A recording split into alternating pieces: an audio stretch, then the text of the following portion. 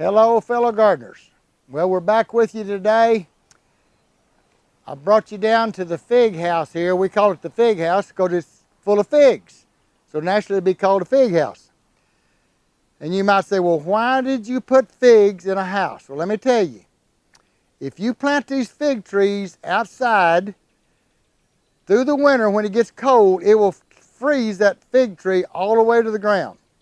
Just leaves your root system, and then it has to grow a plant back up, and it's fall usually things, September to October, before they start producing any figs.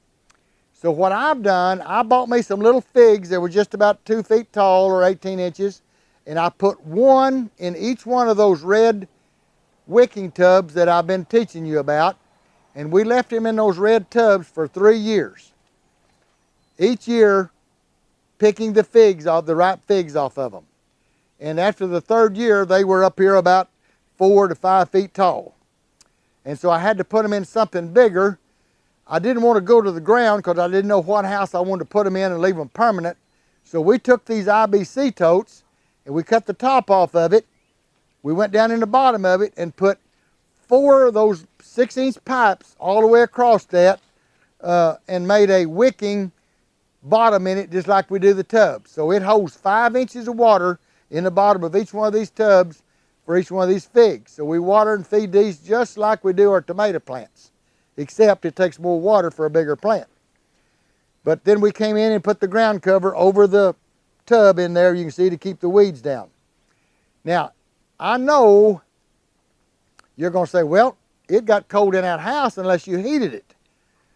It did get cold. It got down to 12 degrees outside, and I assumed it probably got 22, 24 degrees in here, maybe colder. But I don't know what it is, whether it's the wind or what it is. If you'll look at these trees, I never lost a single twig. Well, you can see one back over there that might have got killed last summer or something, but this is the north end of the house. This is the coldest end of the house there is. And they're leafing out all the way to the end of the twig. You can see that. And look here, we've already got figs on these limbs. If I can find some, there's one right there. There's 2 right there. Let me get it down where you can see it. Can you see those figs? There's a big fig and there's a baby fig coming on. And it'll just keep putting on as I keep fertilizing this and putting more leaves on it. It will continue to put a fig at every leaf. And so we continue to harvest figs right on through October. See, last year it froze the middle of October, and that kind of killed our season for picking figs. But I can probably show you a fig from last year. Well, here's some more figs right in here. Here's another green fig that'll be ready in about 3 weeks probably on that one right there. I see a fig right here that was left on from last year. Let me see if I can get it turned over far enough that you can see. Here's a little fig right here that was on here that froze last year when it came down to middle of October. It froze, so I didn't get to pick this fig. It never did mature. But you get to pick figs all summer long if you put them in a tub or tote or something and put them in your high tunnel during the winter. Now, it does get hot in here in the summertime. So what we do, you're looking at this video, this is taken in the last of April and middle of April, somewhere, I think it's about the 20th. Here in about 2 weeks, I will take this plastic off the top of this house and put a shade cloth on it to keep the mockingbirds from getting in here and helping themselves to a fig party because they love these figs. So we'll close this in with shade cloth to keep them from getting in here so we can go ahead and pick our figs. But I just wanted to show you what you can do if those of you that love the fresh figs, not fig Newtons, but fresh figs, then you put you in a fig in one of those red or blue or whatever container you have, a self-wicking, and it will promise you, I promise you, you will make figs. If not the first year, the 2nd year you will start picking figs. Now in this video, we've been showing you some back whenever the figs were small and green, like this right here, and we still got green figs on here, but now as time has lapsed and we're now into the time that the figs are starting to get ripe And we'll continue to have figs like this as long as I keep fertilizing this and pushing these leaves out here. I'll have a fig come on to every leaf right on into fall. But anyway, we wanted to show you what the ripe figs looks like now after we've produced these it's now into July, early July, and we're running a month late. Last year they were ready by the end of May, so we're a little over 30 days late with these figs. This is kind of the first figs we've gotten that's ripe, but I want to show you what these ripe figs looks like. I'll pull this back over, and this is a fig that's ripe. Now you can see how he's turned brown, and that's probably the reason they call it brown turkey. But anyway, that's a pretty fig right there. Now we're going to pull this fig off so you can see it, and it'll come off real easy because see there, it just comes loose from the stem. This right there, you can see how it come loose, and that's a real soft brown fig, and that will have a real sweet flavor whenever we eat that fig. But anyway, this is the way you want to pick them. Now, the reason we have these figs in a frame with shade cloth over it is to keep the birds from eating these, because as they start getting ripe, martins love to come in here and eat these figs. They'll take mockingbirds, not martins, mockingbirds, I'm sorry. I do make mistakes, see. So, but these mockingbirds come in here and I'll show you what they do to them, and that's the reason we try to keep them pinned out. But now they'll find a little old hole to come in or anything to get into this house. They're not afraid to come in and eat. Of course, once I come in and start trying to scare them out, then they're scared. They don't know where to go to get out. They can't find that little hole, but that's just the way part of it is. So we're going to try to keep them out completely, but we haven't so far. They've got some holes coming in here. So I'm going to take you over here now to show you one of these figs that the mockingbird got to this week. Let me see if I can get it pulled out here for you. You can get zoomed in on it. Yep, there's a wall stone there. He won't sting me but one time. Well, he doesn't sting this month anyway. Oh, now, he won't sting this month. Now, he'll sting you this month. He just won't sting this month. Okay. So anyway, I'm going to take this fig off now and show you, look what that mockingbird did. He'll just take 3 or 4 little bites out of that thing, and then he leaves it and goes on to get him another one. If he'd eat it all, I wouldn't mind it. But instead, he's just going to take 2 or 3 little pecks out of it and leave it for you to, I can still cut that off and eat it.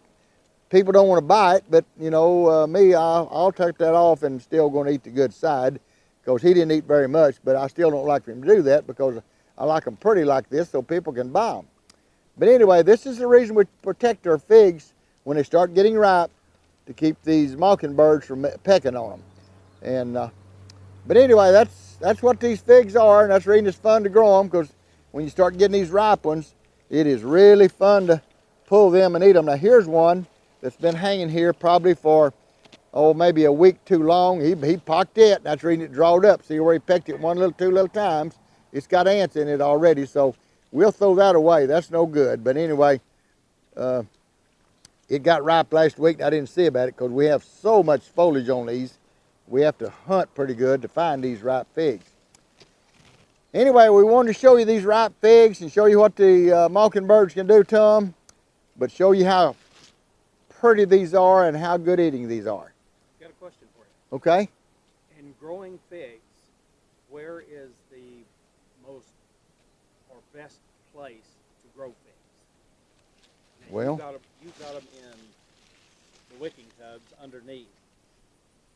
Is that what anyone else should do? Well, Jack, let me tell you, the problem is if you put these figs outside in the ground, you know, our weathers has changed now to where we're having lots of different kinds of excessive weather, like the hails, the high winds, the extreme colds in the wintertime.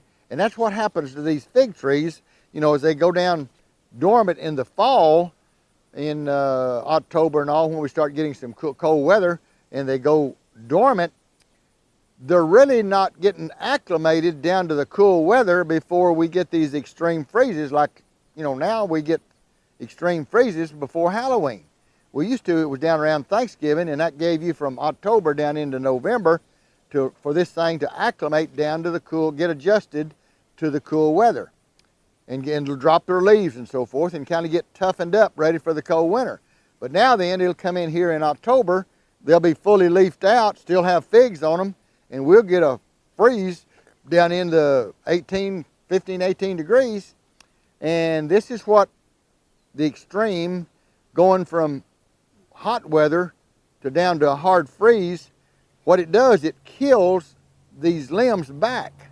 And so that's the problem with planting them outside in this area now, is it'll freeze all the way down to the ground, and then next spring you have to grow a limb back up, a plant back up, to ever get figs. And so that's usually in October, November, before you can get any figs off of this thing.